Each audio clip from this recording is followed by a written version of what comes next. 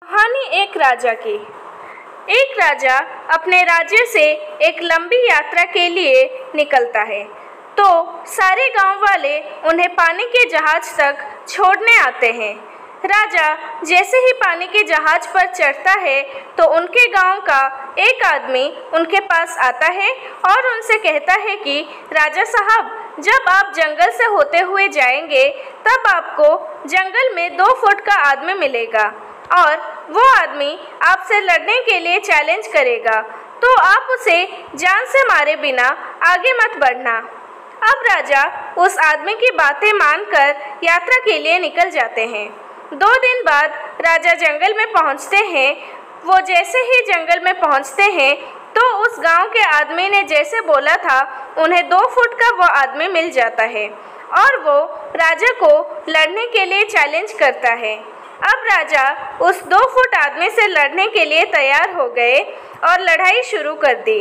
थोड़ी ही देर में लड़ाई खत्म हुई और राजा जीत गया, लेकिन अब उसको जान से मारने की बारी आई तो राजा ने कहा, इस 2 फुट के आदमी को मारने में कैसी महानता। राजा ने उस 2 फुट आदमी को जिंदा छोड़ दिया और आगे बढ़ गया। 2 दिन बीते, वो आदमी फिर राजा के सामने आया, लेकिन अब वो आदमी 4 फुट का था। उसने फिर से राजा को लड़ने के लिए चैलेंज किया। राजा ने चैलेंज एक्सेप्ट किया, लड़ाई खत्म हुई और राजा फिर जीत गया, लेकिन इस बार भी राजा ने उसे ये कहकर जिंदा छोड़ दिया कि इस आदमी को जान से मारने में कैसी महानता। 2 दिन बीते, वो आदमी फिर से राजा के सामने आया, लेकिन अब वो आदमी 6 फुट का हो गया था।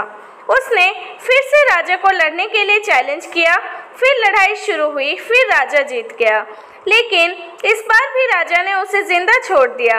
अब इसी तरह राजा उसे छोड़ता गया और वो आदमी हर बार 2-2 फुट बढ़ता गया और एक दिन ऐसा आया कि वो आदमी राजा से भी बड़ा हो गया।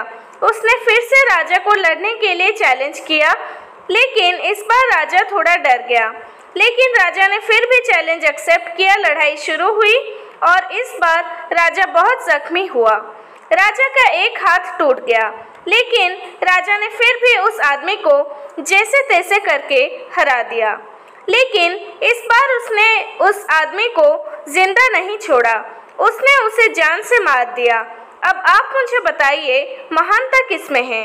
जब उस राजा को ये बोला गया था कि तुम्हें जंगल में 2 फुट का आदमी मिलेगा जिसे जान से ख़त्म किए बिना आगे मत बढ़ना, फिर भी राजा उसे महानता दिखाते हुए जिंदा छोड़ता गया, जो कि आगे उसे बहुत भारी पड़ा और अपना एक हाथ भी गंवाना पड़ा।